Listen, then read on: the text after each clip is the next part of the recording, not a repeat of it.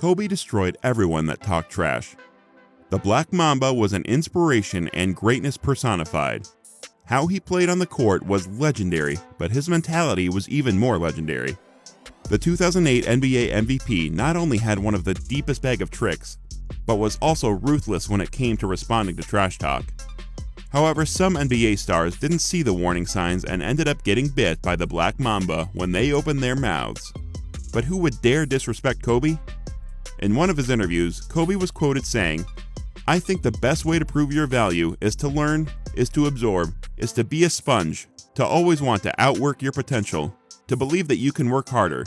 And that is what I tried to do when I first came into the league. Here's a life lesson for you. Don't trash talk people like this. It doesn't end well for you." Kobe was a 15-time member of the All-NBA team, a 12-time member of the All-Defensive team, the 2008 NBA Most Valuable Player, 5-time champion, and a 2-time NBA Finals MVP. A successful career that made him widely regarded as one of the greatest of all time. But hey, you probably already know this, but you don't know who talked trash to Kobe and got completely embarrassed. In 2012, during the Team USA training camp, the then inexperienced Kyrie Irving went up to Kobe and challenged him one-on-one for $50,000. That was insane, right? Well, not for Kyrie, considering how bold he was at that time. At the time Kyrie made that proposal to Kobe, he only had 1 year of NBA experience under his belt. However, that didn't hinder him from telling Kobe he wanted to play him one-on-one. Crazy, right? Not to mention the amount he was laying at stake. $50,000? What? That would be some easy money for Kobe. The 34-year-old responded to little Irving, who was 20 years old at the time. "You really think you can beat me one-on-one?" he asked. "Are you crazy? Are you crazy?" To which Irving replied, "You have to guard. You're not going to lock me up." "Easy money," Kobe said later, before telling Irving that he was about the same size as Bow Wow. "Easy money, easy money, easy money." That conversation was recorded and it went viral, and Irving seemed confident in beating Kobe.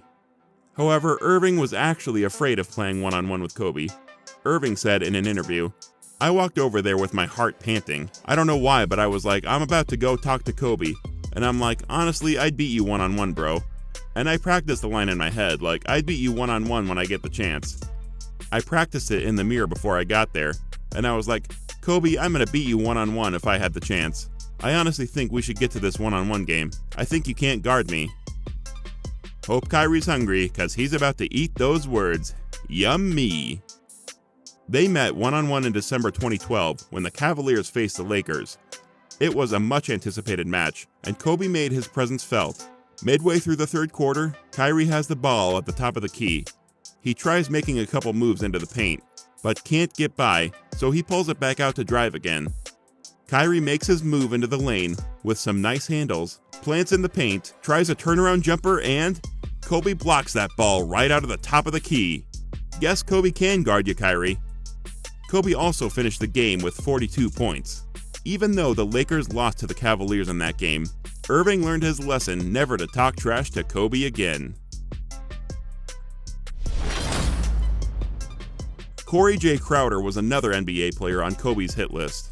In 2012, when he was first drafted, he made a rookie mistake when he tried to talk trash to the Black Mamba. Without waiting for the game to get started, Kobe dropped by and said to Crowder, "Are you ready, young fella?" To which Crowder replied, "Are you ready, old head?" And when the game started, Kobe started causing havoc for almost everyone.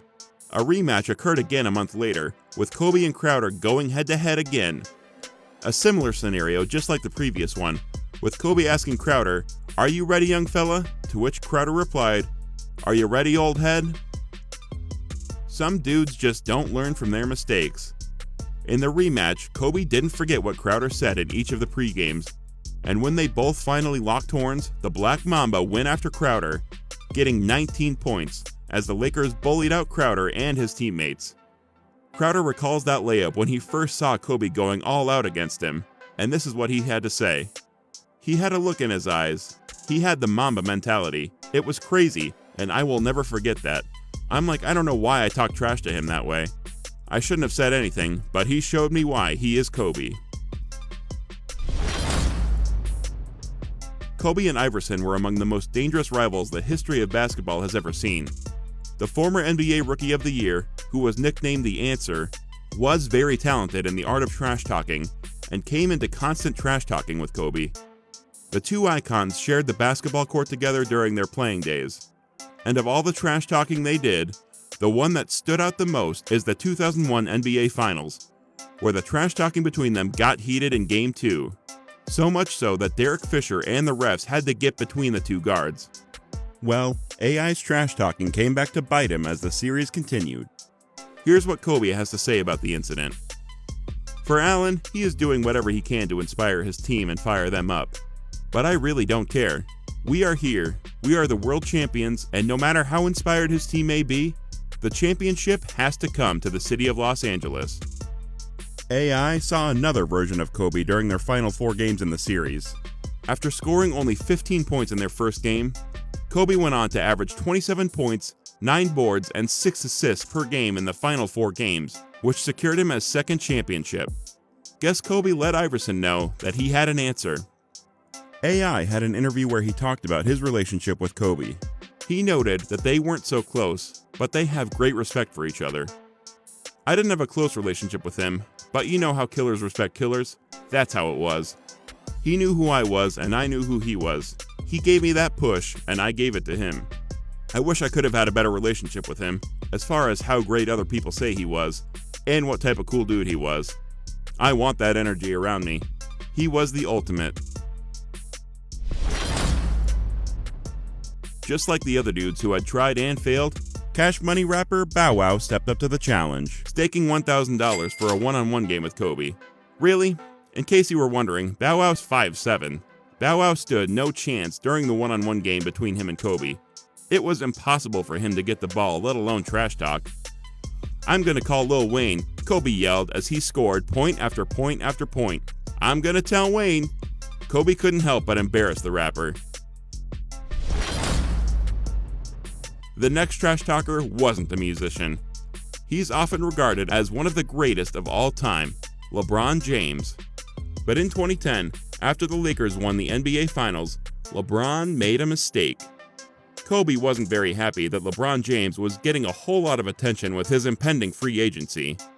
Kobe sent LeBron a text just before the decision was made, which went something like this: "You can go ahead and get another MVP and find out the city you want to live in if you want, but we are definitely going to win the championship. Don't worry about it." That text was cold, but you can't blame Kobe since he had just come off back-to-back championship seasons. Sadly, not one of them won the title in the following year, as Kobe and LeBron continued their amazing rivalry.